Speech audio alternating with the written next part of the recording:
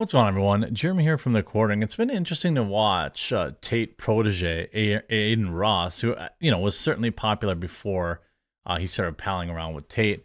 Kind of go to war with Twitch, the SJW Twitch world.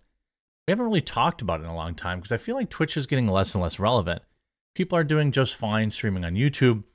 There's always a new alternative to live stream on, and Rumble. I've seen some very large live streams on Rumble. I think Crowder had 500,000 or something like that on election night.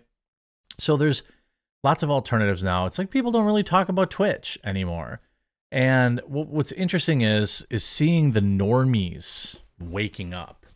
I guess you stay in this game long enough, you see a new generation pick up the torch or pick up kind of get. I'm not going to say take the red pill because that's cringe, but like a new generation get enlightened to this. And this is an individual, Adin Ross, who is extremely popular on Twitch for streaming. I don't know what. Girls? I'm not sure. It's not my cup of tea, playing NBA video games and then having famous people.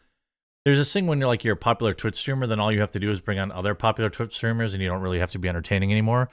That's like the top of the mountain. But I think that's what his content looks like, but no disrespect, I just don't watch him. But certainly he's drawn the ire of many in the mainstream media because he's close with Andrew Tate, and he was recently permanently banned from Twitch. Reason not given. Does that remind you of anyone else? Is he getting the Dr. Disrespect treatment? Sure seems like it, right? Like remember when Dr. Disrespect was like talking about, what's come out is that he was negotiating his Twitch contract against, what was it, the Microsoft one at the time, and then Facebook at the time. Twitch didn't like that or something like that. He ends up getting banned. Nobody really knows the real reason. This lawsuit that Dr. Disrespect was going to bring against Twitch has gone nowhere as far as I know. And it seems that Adin Ross may have suffered the same fate. A permanent ban, according to him, for no reason whatsoever. And it's been interesting because it's put it's shined a huge light on the next big Twitch competitor. And what makes this Twitch competitor different is they have big money. Now, I suppose you could say Microsoft had big money too, but these guys have like online casino money, and they have big names that actually want to stream there. So you see this particular tweet, Adin Ross, a popular Twitch streamer, has found himself in a heated debate after making controversial comments about gender. In a recent tweet, Ross stated that he believed that there are only two genders. Well, he's correct, sparking outrage and criticism from fans and fellow streamers alike. It's worth noting that the remark was made in light of him being banned on Twitch, where he made a similar statement. He later took to his Twitter handle to reinforce his belief that there are only two genders. Notable streamers such as Hassan Abi and XQC weighed in on the matter, some defending Ross's right to free speech and others condemning his remarks as harmful and damaging. Well, you know what's more harmful? Ignoring biology. You see like, oh, I'm sure you're wrong in every way, blah, blah, blah. Adin, there's only two, so you see Hassan, anytime a media personality is falling off, they think this is their parachute cord. Well, it seems like maybe it worked because the tweet got 500,000 likes. The tweet got 500,000 likes, went viral, had 45 million views or something like that. I think ultimately some people saying, I don't understand what happened, bro. Where did the love go? I think that a lot of people, think they keep a lot of things under their hat, right? So to speak. And they know they can't say stuff like this. And at the end of the day, like, what's the value in just proclaiming there are only two genders? Well, it's to reinforce that it is scientific fact. They went after J.K. Rowling for the same sort of thing. And if Coffee Brand Coffee got involved in politics, then I'd probably have a promo code related to that. But if you haven't checked out coffeebrandcoffee.com yet, please do consider checking us out. Check out the reviews. We did a whole new wave of reviews that came in. Nearly a perfect 5-star average. Well, when you have, there's some people who have not been happy, and then we're working with them to try and make it right. Maybe they got a bad bag or something like that. But With 3,200 reviews in, we're averaging 4.9 stars. So definitely please. We have 15 different roasted on-demand coffees, teas, and cocos. But I digress. So why was Adin banned on Twitch? As previously stated, Adin Ross was recently banned on Twitch, marking it the 8th time that the streamer had received punishment on the purple platform. Adin voices dissatisfaction with Twitch, alleging that the platform is populated by deceitful Karens and that Twitch selectively targets him. He further stated that Twitch discriminates against him. Quote, "It's full of corrupted, pure corrupted. Hold on, sorry, Twitch is full of corrupted Karens and they pick and choose me. And unless you're a certain person with certain beliefs, then they don't F with you." I assume he's figuring out what we all knew about Twitch, and that the only political opinion allowed to, be prominent on the platform is far left. And even if, you don't hold, there's a reason. Why do you think there is no popular conservative-leaning streamers on the entire platform? Like, don't you think there'd be at least a handful? Since there's like 20,000 brain-dead leftists that are popular on the platform. There's only one type of accepted speech on Twitch.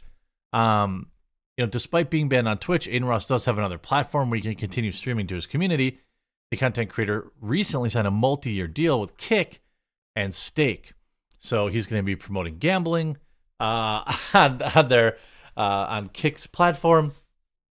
I guess. I don't know. I don't think you can stream gambling if you live in the United States legally.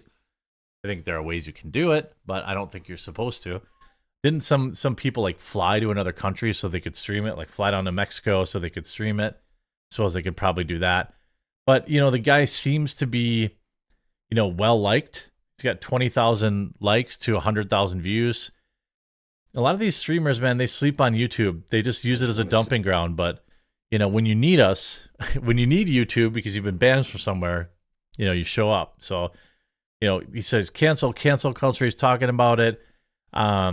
100% truth. Love you. Whoever sticks with you after all this BS.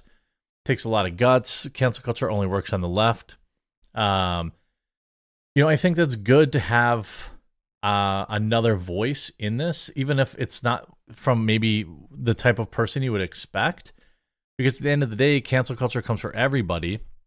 And it will eventually, at least unless you're on the left. Even then, it can get pretty rough. So, I guess best wishes to this guy. He's super famous. He's way more famous than me. I don't mean to be like this guy. He's said some weird stuff in the past, certainly, but that's his right, and unless there's something in particular, here's what I'm thinking the reason Twitch banned him is because he probably already had a deal at Kick and he was using his Twitch platform to stir up controversy to come over to Kick and stream. That's if it were me, like the cynical marketing guy, that's what I would do. What's crazy about, well, I guess if I could secure a bag that big, I'm not Adin Ross, but I could tell you right now, if Kick backed up the Brinks truck and said, "Hey, get banned off, go ahead and get banned off YouTube. Here's $10 million," I'd probably do it. And I would just enjoy it on alt tech forever. And that's why I promote my alt tech. That's why I'm on Rumble. That's why I'm on BitChute. That's why I'm on Odyssey. Rumble, BitChute, Odyssey.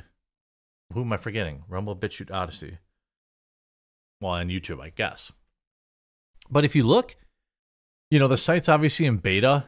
The biggest categories it has is slots, which is kind of a bummer. I don't love slots. But, you see just chatting as a lot of people. And there's 40, 50, 60, maybe like 70,000 people on the site. This guy, Rosh Teen, has 23,000 viewers. So it's not nothing. We've seen Twitch clones come up before. D-Live was one. Trovo was one. And all of them, reach out to me whenever and they want to do ads on my channel. So stream on our platform exclusively. And, I think there really needs to be a place for people who don't want to walk on eggshells. Do I agree with Adin Ross streaming literal prawn to his viewers? No. Do I think he should be restreaming the Super Bowl? No. Those are not smart decisions. However, outside of literal law-breaking stuff, I support him pushing against the grain. You need people who are big enough who can go whole hog onto these other platforms. Otherwise, they'll never succeed. They need people that are not banned everywhere else to get, attracted organically. But the only way you're going to do that is if somebody like Adin Ross and all these other people. It's why Microsoft paid for Ninja, right? Even Ninja wasn't enough to keep that platform alive. So I don't know what Kick's going to do. They're going to have to buy huge numbers, sponsor huge numbers of influencers to come over and do it. But any competition for Twitch is a huge net positive for the entire world, in my opinion. So best of luck to you, Adin. Keep telling the truth, and maybe don't stream the Super Bowl or show your viewers prawn, and then you'll be good. Good luck, bud.